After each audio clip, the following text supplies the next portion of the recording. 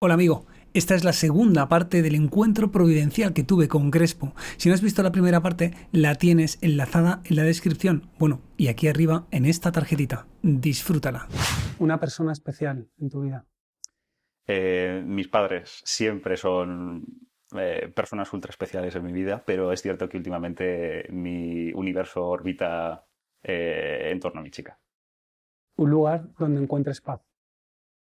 En la casa de mis padres siempre encuentro mucha paz, sin duda, sin duda. Mi relación con mis padres son personas que admiro muchísimo, admiro profundamente.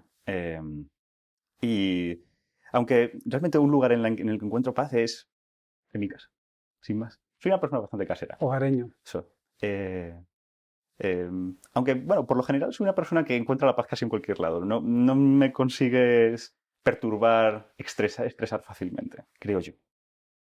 Y no te pasa, porque tú trabajas mucho en tu casa, ¿no te pasa que el hecho de mezclar trabajo y vida privada, mezclar el espacio, no acaba perturbando ese hogar? Es cierto que no. Por fortuna, tengo el privilegio de tener un despacho en el que trabajar y luego zonas comunes en el que solemos hacer el resto de cosas. Pero aún así, incluso cuando vivía en un piso mucho más pequeñito, nunca me perturbó. Nunca me perturbó. También es cierto que soy una persona a lo mejor un poco obsesiva con el trabajo. Es una parte central de mi vida. Entonces, vivo bastante a través de mis pasiones y mi pasión resulta ser mi trabajo. Entonces no lo noto tan artificial. Sé que cocinas. Tienes, estás en un canal de Twitch, Escenio, bueno, es como una parrilla de ciencia, ¿no? Exactamente. Con muchos autores. Y hay una sección dedicada a la cocina en la que muestras la ciencia que hay detrás de cada plato, ¿no? Exactamente. Lo hago con mi colega Ignacio Crespo, que es neurocientífico. Te recomiendo que lo entrevistes, por cierto, porque sería muy interesante. Toma nota. Y lo que hacemos es coger en cada episodio un plato.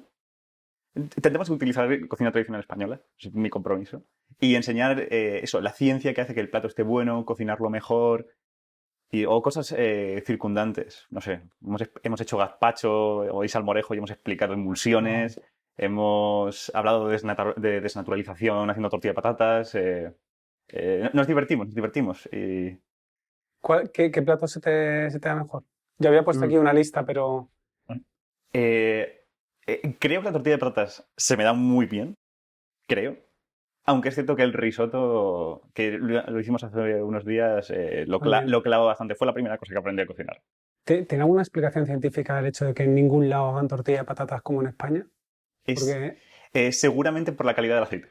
Estoy la seguro que calidad es del eso, aceite. la calidad del aceite. Claro, tenemos aceite Pero fíjate virgen que extra. en Italia, y yo viví ahí unos años, tienen buen aceite. También es verdad. Y no, yo no sé hacerla. Pero cuando la he probado en algún garito o alguien ha intentado hacerla, no es la tortilla de aquí. Es muy probable que tenga que ver también con la variedad de patata. Hay distintas variedades, unas tienen más almidón que otras, eso es decisivo cómo se hace. Y por otro lado está el tema de la variedad de cebolla. Dependiendo de qué variedad de cebolla le pongas, también cambia completamente los perfiles. Aún así, el debate de la tortilla es mucho más complejo, creo yo. O sea, el debate de la tortilla de patatas, hablamos de esto en el vídeo, yo creo que es tridimensional. O sea, ya no es solo, ya no es solo con cebolla o sin cebolla, que, bueno, es cuánta cebolla en concreto, porque hay tortillas que pecan de ser dulces, que está bien, otras que tienen menos.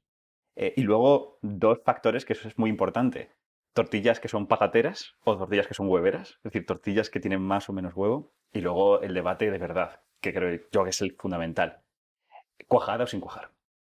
Ahí está el debate. Ahí sí que vas, o sea, con cebolla sin cebolla te vas a encontrar seguramente 20% sin cebolla, 80% con cebolla. La mayoría estamos de acuerdo.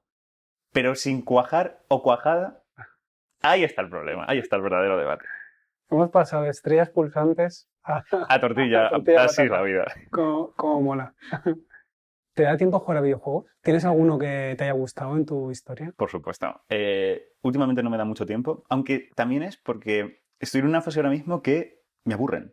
Me aburren un poco. Es como que le veo las costuras al juego y digo, vale, ahora tengo que repetir 5.000 veces esta tarea. Mm. Y he intentado varios juegos y todos me han dado esta sensación. Aunque es cierto que el último que jugué me puso el listón muy alto, el Outer Wilds. No he jugado. Hace poco salieron el Outer Worlds y el Outer Wilds. Los dos como como son nombres tan parecidos, se contrarrestaron un poco. El Outer Worlds está bien, está bien. El Outer Wilds es obra maestra. Para mí, top 3. Y en donde ese top 3 está Portal, y otro que a lo mejor no recuerdo. El Black and White 2, por ejemplo. El Black and White 2, en el que eres Dios, por ejemplo. Un juego muy divertido. Eh, y eso, el Outer Wilds es una experiencia narrativa, o sea, narrativamente es una locura. Es una obra maestra. Y todo el mundo que ha jugado, Martí, por ejemplo, lo jugó y me dijo que le pareció muy trascendental, le marcó mucho el juego. Y mucha gente que ha jugado les parece realmente una experiencia trascendental jugarlo. Wow. Y es un juego que no te puedes hacer spoiler. O sea, es como tienes que ir virgen a jugarlo. Y lo recomiendo muchísimo. Realmente es un juego muy bueno. Me han entrado ganas de jugar. Juégalo, hazme caso, es muy bueno. Tienes una videocrítica sobre el sistema educativo español. Tiene un tiempo. El otro día ya vi que le comentabas a Jaime Altozano que algunas cosas las matizarías, ¿no? Quería proponerte que completes estas frases. Tiene relación con la educación. Ok. Aprender es... Aprender es conectar. Aprender es enlazar. Aprender es tener un conocimiento y saber relacionarlo con varias experiencias. Yo creo que es eso lo que genera realmente conocimiento, lo que lo asienta en tu cabeza, lo que hace que lo recuerdes. El hecho de que no sea simplemente una cosa que está en un papel, la absorbes, la sueltas en el examen y ya está, sino que alrededor de ese conocimiento haya experiencias. No sé, siempre recuerdo lo tuyo con el Minecraft. Eso por un lado, los profesores que se llevan a los alumnos por ahí de excursión a ver, por ejemplo, flores y tal. Yo, por ejemplo, tengo un recuerdo muy vívido de eso, de un profesor, y recuerdo muchas cosas gracias a esas experiencias. Yo creo que aprender es eso, es tener un conocimiento, lo tengas como enlazado con un montón de experiencias y las recuerdes gracias a eso. Los buenos profesores son aquellos que... Son humanos, tienen empatía. Los malos profesores son gente que va a clase como si fueran a fichar al trabajo, como si fuera la gente formularios que rellenar. No. Ser profesor es tener una relación interpersonal con tus alumnos, conocerlos, saber qué les pasa, incluso a nivel personal, y ser sus mentores. Es algo muy complicado de hacer en el sistema actual en el que tienes una clase de 30 chavales. Pero para mí ser profesor es ser humano, es tener empatía, es tratar a tus alumnos como si fueran personas. ¡Wow! No puedo estar más de acuerdo contigo. Sí, sí. Hay cosas que nunca se podrán enseñar en un cole, en un instituto, como... Realmente creo que no hay nada que no puedas explicar en un cole o en un instituto, de una manera u otra. Esto es una cosa que, por ejemplo, mi padre me ha enseñado. Mi padre es profesor de literatura y él estaba convencido que a través de hacer que los chavales escribieran, a través de la literatura, a través de la escritura creativa, él ha hecho muchas cosas al respecto, podía hablar con los chavales sobre el amor, sobre la muerte, Y mi padre me ha enseñado que realmente puedes hablar sobre temas muy profundos a través de técnicas como esta. Entonces yo creo que es más una cuestión de creatividad e interés que realmente de impedimentos que hay. Pero bueno, no sé, tampoco soy experto en esto. Si tuvieras un pequeño grupo de alumnos dentro de un grupo más grande que se resiste a aprender lo que tú quieres comunicarles por las circunstancias que sean vitales o porque no conectan contigo, ¿qué harías para intentar conseguir que aprendan? Yo soy muy pesimista en esto, sobre la gente que yo los dejaría ir. O sea, haría todo lo posible en mi mano. Haría todo lo posible, intentaría todas las maneras, porque, una vez más, enseñar es tener una relación interpersonal con tus alumnos, entenderlos. Yo creo que cuando estableces esas relaciones, ellos también hacen por entenderte. No son de piedra los alumnos. Hay gente muy rebelde, pero en el fondo yo creo que esa humanidad está ahí. Pero hay veces en el que esa humanidad, creo que no, en el aprendizaje en concreto, no puede ir más allá. Yo he tenido relaciones interpersonales muy, muy buenas con muchos profesores, les sigo teniendo mucho cariño, pero en lo que En lo que respecta a las disciplinas que daban, a lo mejor mi interés no era muy grande. Yo, por ejemplo, recuerdo una profesora de francés que tuve, Pilar, y sigo teniendo un muy buen recuerdo con ella y de que las clases eran mucho más que simplemente aprender francés. Y aún así el francés lo detesto completamente y no recuerdo mucho francés, pero sigo teniendo un buen recuerdo de esa profesora. Entonces, bueno, en ese sentido Pilar me dejó ir. Y sin embargo sigo teniendo una buena relación interpersonal con ella y un buen recuerdo. Estoy muy de acuerdo, coincido. Yo doy clases, más que profe, me considero educador por esta importancia de la relacionalidad, ¿no? Pero nos encontramos tantas veces que dentro del sistema, pues los alumnos viven cosas tan diversas, son Claro, tan numerosos, y muchas veces el momento vital en el que están, el proceso hormonal que viven, les impide dar importancia a lo que tú crees que tiene importancia, claro, ¿no? Y ellos están con otra. Y claro, no los puedes dejar marchar. claro. Que quizás con un adulto sí, oye, pues mira, ya hemos llegado, te lo he Eso es dado verdad. todo, tú no puedes.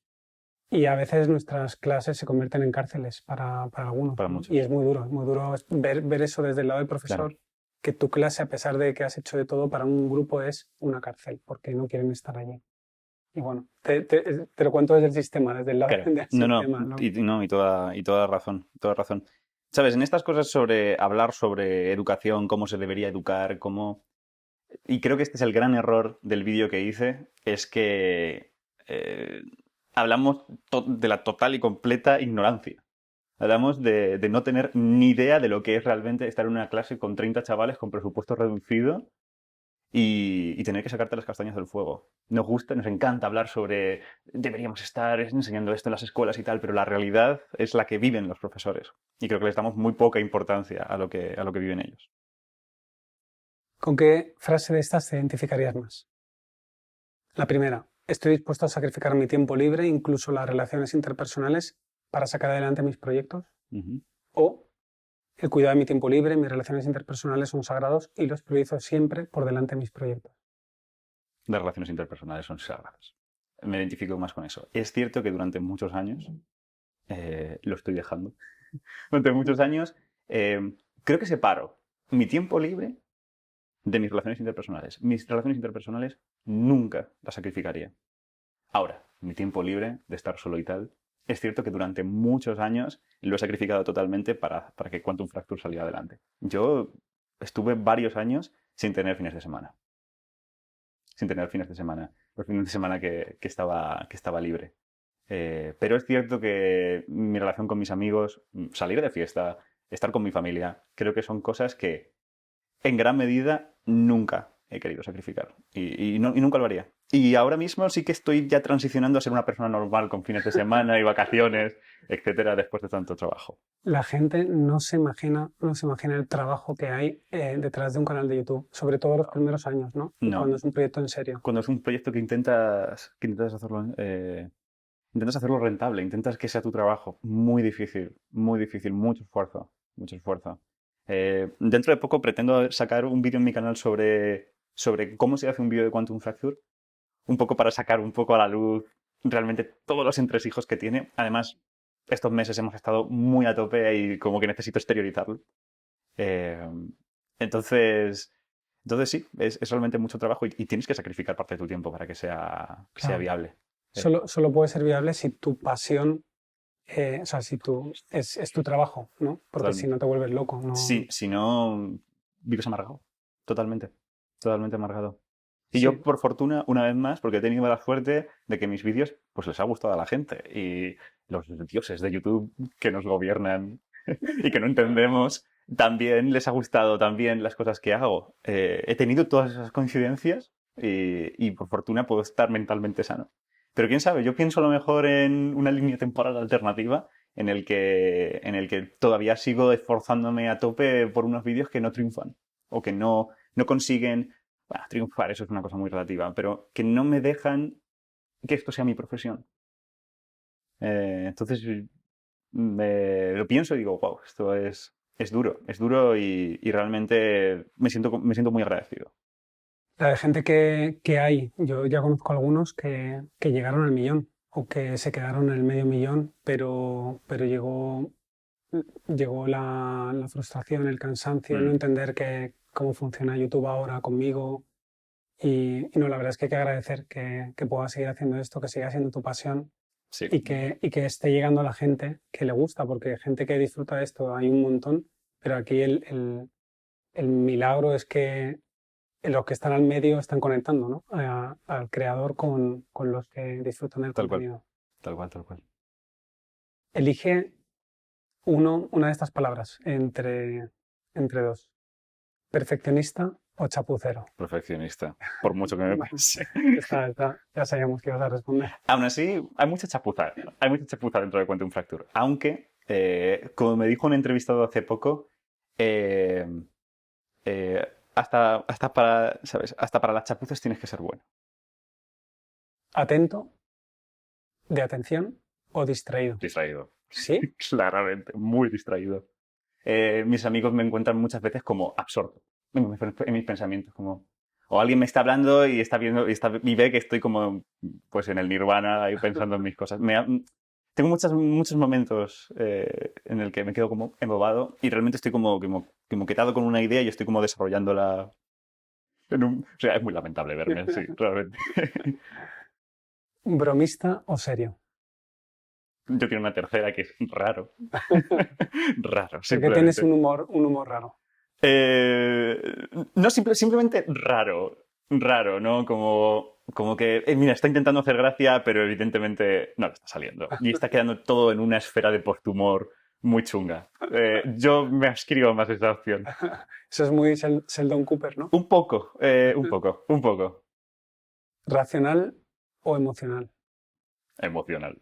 Sí, ¿eh? Surprise. Fíjate, sorpresa total. Surprise. Sí, yo tengo... los que, sobre todo del mundo de la divulgación, los que me conocen, me enciendo con una facilidad muy alta. Sí, soy muy emocional. Si la gente piensa que soy como una máquina cuadriculada de hacer cosas y... Soy muy pasional. Soy Oh. muy pasional.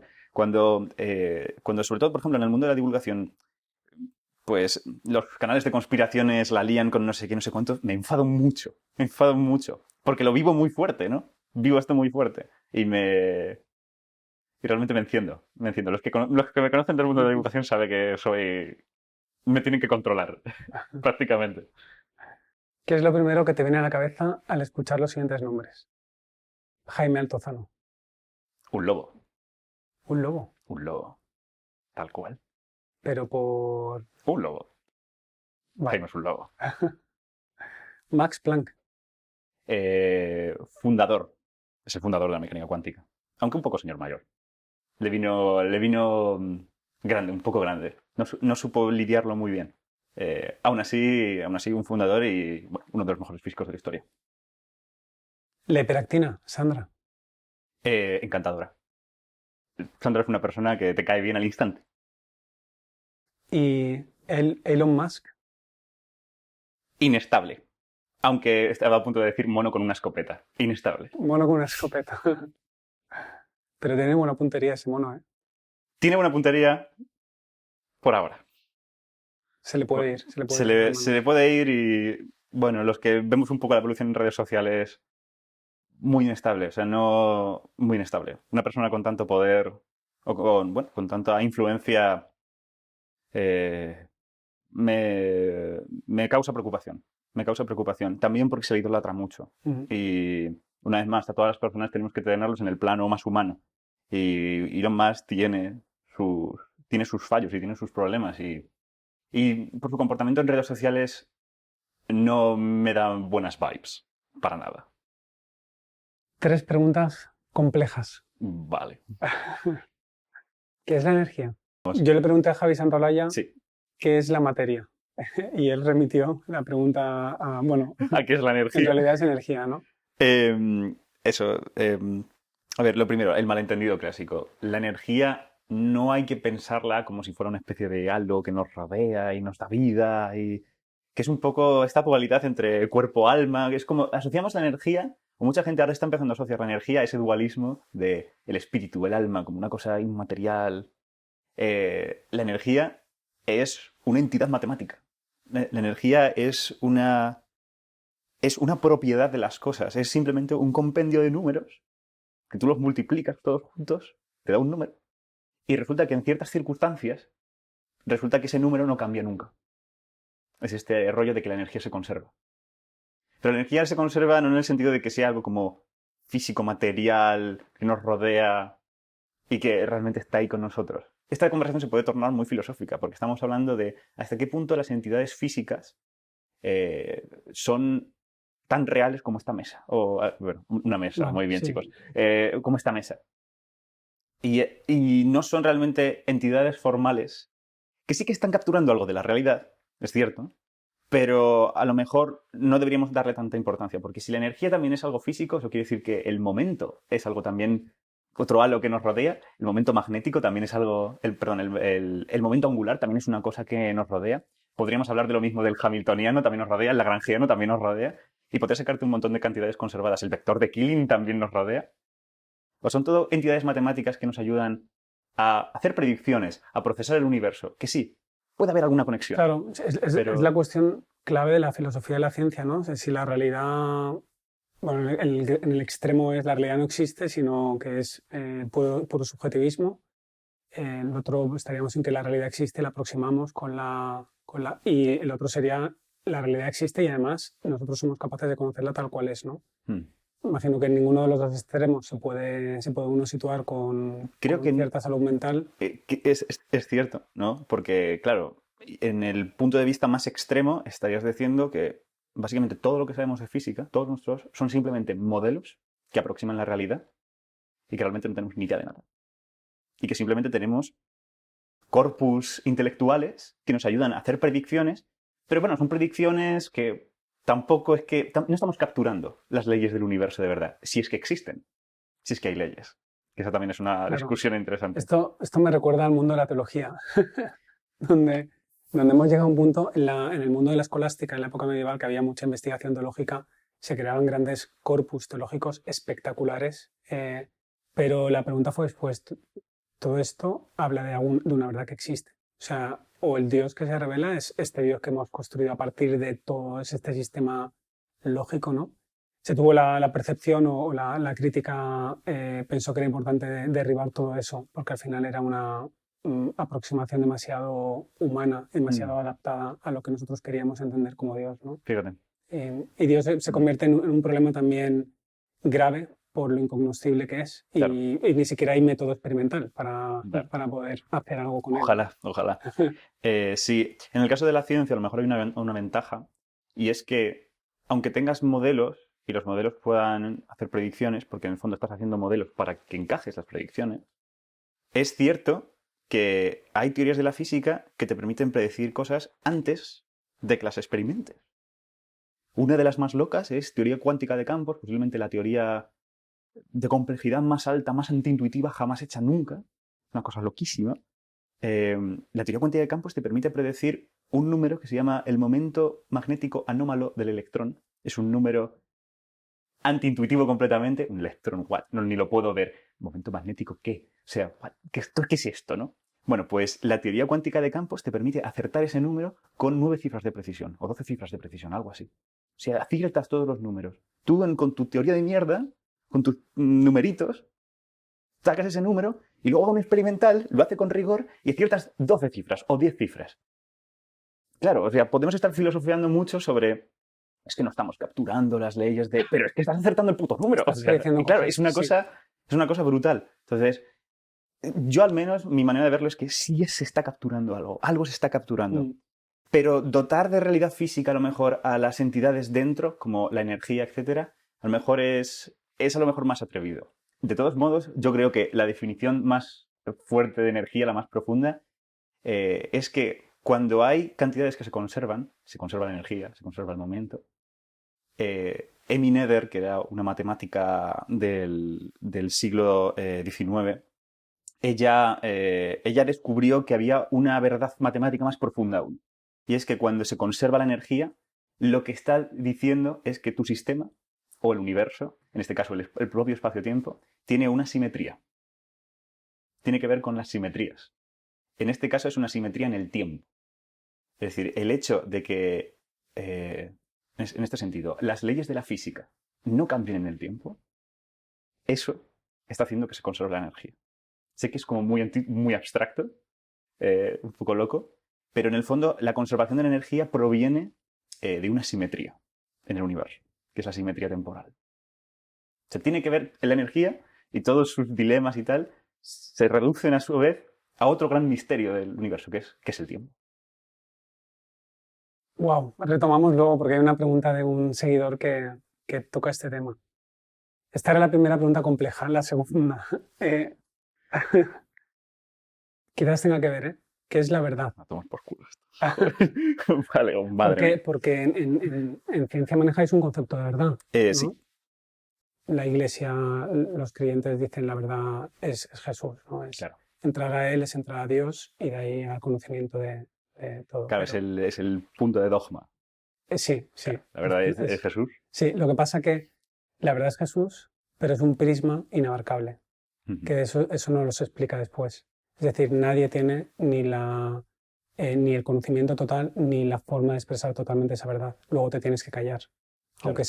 Aunque aceptas por fe que eso es así, después tienes todo un camino de tu vida para descubrir por el pequeño prisma de tu propia experiencia qué parte de la verdad de Jesús tú puedes llegar a alcanzar, ¿no? Claro, pero eso es muy relativo, en el sentido de que, es decir, en tu camino es cierto que eso te puede llevar a hacer bien a la gente, pero a lo mejor para otra persona el prisma de Jesús es condenar la homosexualidad. Efectivamente. Entonces es peligroso. Es peligroso, pero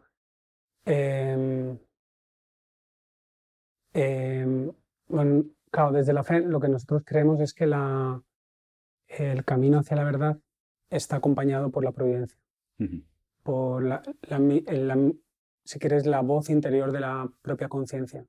Que la palabra dictado no hace justicia a esto, pero hay como un dictado interior que te permite orientarte como una brújula entre lo que es falso y lo que es verdadero, entre lo que es Dios y no es Dios, ¿no? Sé que esto fuera del ámbito de la fe es difícil de aceptar o de comprender, ¿no? Pero cuando te encaminas, cuando haces el acto de fe, creo en Jesús, intentas enfocarte con esa brújula hacia la búsqueda de Jesús verdadero. No, y esa brújula va purificando motivaciones impuras, es como el proceso de iluminación en el budismo. Tú empiezas queriendo destruir el deseo y superar el sufrimiento, pero el mismo deseo de desear eso forma parte del sufrimiento que no te permite avanzar, ¿no? Entonces hay todo un camino de purificación con las 8 vías de Buda.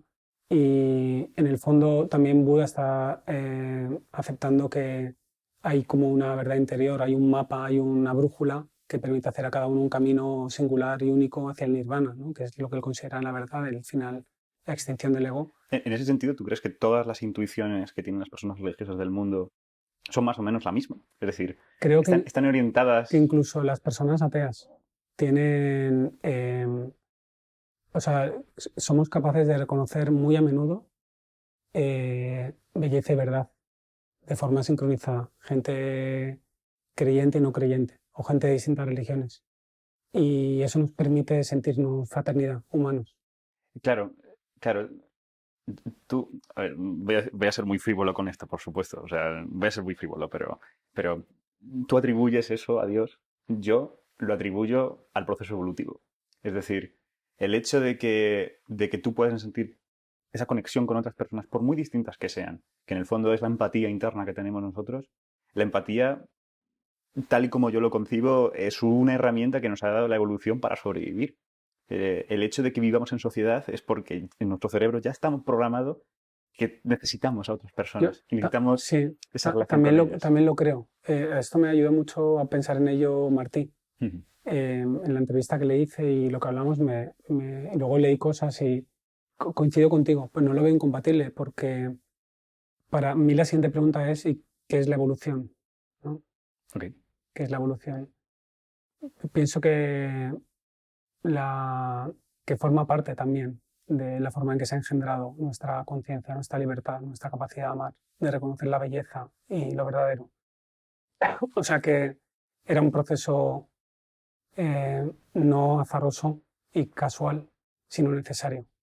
Bueno, no sé hasta qué punto es necesario. Yo lo entiendo que es necesario desde el punto de vista termodinámico. Bien. En el sentido de que el universo... Esto siempre, por ejemplo, Minute Physics tiene una analogía que es muy bonita. Que el universo empezó en un estado que se llama de baja entropía. Es decir, un estado relativamente ordenado. En parte, inflación fue el que lo dejó así. Y él lo dice como si tuvieras un café, de estos que tienes abajo el café, y arriba tienes la leche, y la tienes como completamente separada. Entonces es como que empieza el tiempo, se activa el universo, y es como que alguien mete la cuchara dentro del café y la remueve. Entonces, cuando ocurre eso, ese orden que tenías al principio desaparece, empieza a combinarse, y en ese proceso, ocurre el proceso de tener los dos separados a tener un café con leche homogéneo marroncito de toda la vida. Pero en el proceso de ir desde los separados hasta el homogéneo, tú puedes ver cómo en el café se forman torbellinos, se forman estructuras muy complejas y de gran belleza, que es la belleza que nosotros vemos.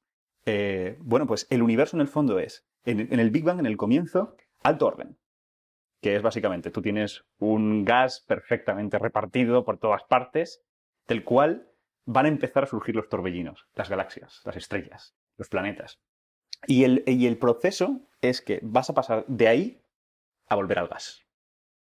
Es decir, si quieres verlo así, vas a ir de un estado de alta energía, como una pelota que la sueltas en el aire, esa pelota va a tender a bajar al suelo, que es un estado de menor energía, pues vas a ir de ese universo con toda la potencialidad del mundo para crear todas esas cosas a una sopa aburrida de partículas de la que no puede surgir nada. Esa es la muerte del universo, la muerte térmica se llama. Entonces, nosotros estamos en el proceso intermedio de esos remolinos que se forman en el café. Y lo que ocurre es que el universo, en ese proceso de pasar de mucha energía a menor energía, ¿no? de consumir su energía potencial, si quieres verlo así, explota todas las maneras que tiene de liberar esa energía. Y una parte de esa energía libre que queda por ahí es la energía de las estrellas. Esa energía es la luz de las estrellas. Entonces, la vida puede entenderse que surge porque hay que gastar de algún modo la energía de las estrellas. Y de ahí surge la fotosíntesis. Y de ahí ya empieza el lío en el que estamos metidos, que es este. Este es el torbellino más grande que está creando el universo. Qué bestialidad. Es una manera de verlo, termodinámica. Sí. Fíjate que cuando lo explicabas, tú también has tenido que recurrir ya sé que es metafóricamente, pero hay que gastar la energía. O sea, hay que gastarla. Hay un cierto nivel de necesidad en que al explicar las cosas. Es un cierto nivel didáctico, pero realmente no es como una necesidad como tal, es una cosa que sucede, es decir, que tiene que suceder, porque el sistema es así. Del mismo sentido de que una pelota que la pones en un lugar en alto cae sola. No hace falta que nada interactúe, no hace falta una intervención más allá. En la naturaleza misma, sus mecanismos funcionan así. Es que es súper interesante hablar contigo. Mi pregunta no queda contestada, imagino, ni como la tuya. pero mi pregunta es, ok, ¿por qué existe la nube de gas? ¿Por qué está ahí la nube de gas? ¿Por qué se hace la mezcla la mezcla sucede del mismo modo eso, que rueda la pelota. Pero supongo que la pregunta es ¿por qué está la nube ahí? ¿Y por qué la nube es? La pregunta sería ¿cómo es que la pelota está ahí arriba? Claro. Es decir, alguien ha tenido que dejarla. Supongo que es lo más intuitivo. Es lo más intuitivo. Si hay una pelota en lo alto de una colina, en lo alto de una rampa, para que luego la pelota baje y el torbellino, etc. Pero más allá, incluso, ¿por qué hay inteligencia en el proceso? ¿Por qué baja la pelota? ¿Qué determina que baje? ¿Qué determina que haya leyes y procesos? Digamos que las leyes y los procesos, en principio, hasta donde sabemos, estaban ahí. Al menos la gran parte de ellos. Otros, digamos que varios mecanismos los generan. Pero al menos hasta el punto en el que sabemos actualmente, no sabemos por qué algunas constantes del universo son las que son. Seguimos teniendo gaps en ese conocimiento. Pero el por qué realmente existe vida o por qué realmente es porque, o sea, supongo que la respuesta más sencilla es porque el universo lo permite. Lo permite. Y una razón que se le puede dar es que termodinámicamente es lo más favorable que ocurra. Sobre todo si das muchas posibilidades en el universo, que es en los distintos planetas, a que esto pueda pasar. Supongo que la gran pregunta es cómo es posible que el universo empiece en un estado de baja entropía, con toda esta potencialidad de que pueda pasar todo esto. ¿Por qué la pelota empieza en lo alto de la colina? ¿Por qué empieza ahí? ¿Alguien la ha colocado? ¿No? Supongo que esas son las preguntas que son más fundamentales. Y por ahora, de lo que sabemos del universo, de cómo surge el Big Bang es el proceso en el que empieza la pelota en lo alto de la colina para que empiece a suceder todo esto. Todo lo que apuntan las pruebas que tenemos, aunque es una cosa que todavía no está confirmada, de hecho los modos B lo confirmarían, o sea, Hopso, es que hay un mecanismo cuántico que permite que estas condiciones iniciales del universo te las hace automáticamente, que es inflación. Es un campo, es una partícula, podría ser el bosón de Higgs, podría ser y ahora entonces lo de la partícula de Dios tendría todo el sentido del mundo. Podría ser el bosón de Higgs el proceso en el que partes de ese espacio-tiempo ancestral, te crece el universo y después transfiere toda su energía a los campos que nos forman, a los quarks, a los electrones y ya está. Tienes la nube que forma el universo. ¿A quién hay que rezarle para descubrir esto? Pues hay que meter dinero en ciencia. Eso es lo que hay que hacer. El dinero es energía, ¿no? También. El dinero en ciertos puntos es energía, desde luego, sí. Muy bien, joder, esta era la segunda de 3 preguntas complejas. La tercera creo que va a ser más fácil de responder. ¿Cuál es la cualidad humana más valiosa, según tú, para ser un verdadero científico?